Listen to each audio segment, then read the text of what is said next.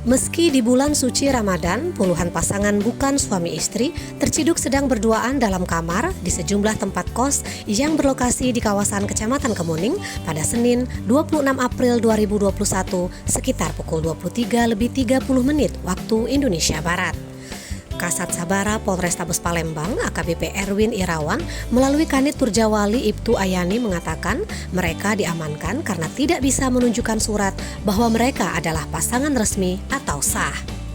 Yani menegaskan selama bulan puasa ini pihaknya akan menggelar razia secara rutin guna menekan jumlah penyakit masyarakat serta mengantisipasi kejahatan seperti peredaran narkoba, miras, dan senjata tajam. Dikatakannya dalam razia kali ini pihaknya mengamankan 10 pasangan bukan suami istri.